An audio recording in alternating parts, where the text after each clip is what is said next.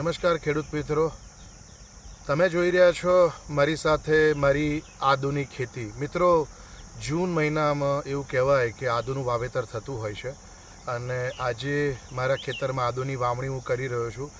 આદુની ખેતીની જો વાત કરું તો ઉનાળામાં તપવેલી જમીનની અંદર અમે કમ્પોસ્ટેડ એકદમ સ્ટ્રોંગલી કોવેલું છાણિયું ખાતર જોડે લીંબોરી ખોર ને મિક્સ કરીને ખેતરમાં ફૂંકી દેતા હોઈએ છીએ. ત્યાર પછી ઓરવડ ગારવડ કરીને ઊંડી ખેડ કરીએ છીએ અને ઊંડી ખેડ કરીને ખાતર રસમસ કરીને આ જે જમીન એજેલી છે અંદર મિક્સ થઈ જાય છે અને ત્યારબાદ જમીનને ખેડીને અમે આદુનું વાવેતર કરી રહ્યા છીએ. મિત્રો, આદુ વીઘે અંદાજિત 25 કિલોનો દર હોય છે અને અમે અત્યારે બેડ પદ્ધતિથી વાવેતર કરી રહ્યા છે. આ જે માપ છે એ ગુઠાનું માપ કહી રહ્યો છું તમને. ગુઠાનું 25 કિલો તમારું એવરેજ જતું હોય છે, એટલે 24 ગુઠાની અંદર અંદાજિત તમારે 30 મણનું એક વાવેતર જતું હોય છે.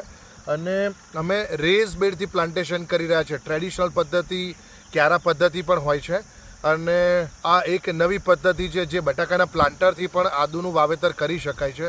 આદુને અમે ટ્રાઇકોડર્મા પેસિલોમાઇસી માઇકોરાજા વામથી ટ્રીટ કરીને અંદર આદુનું વાવેતર આજે કરી રહ્યા છે.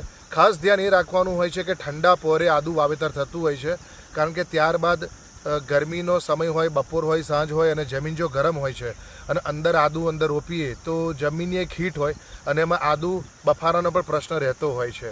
એટલે આ ખાસ ધ્યાન રાખવાનું હોય છે.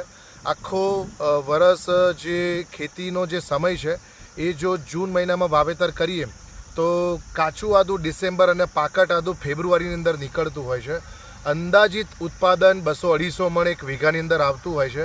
જમીનનું ખોર ખાતર, તમારી માવજત, નિંદામણ તમે કેવી મહેનત કરી રહ્યા છો એના ઉપર છે. પણ છતાંય આજે આ પહેલો દિવસ છે અને પૂરી ખેતીની માહિતી માટે સંપર્કમાં રહેશો તો હું તમને આખી આદુની ખેતી આ વખતે તમને માહિતી આપતો રહીશ. Thank you.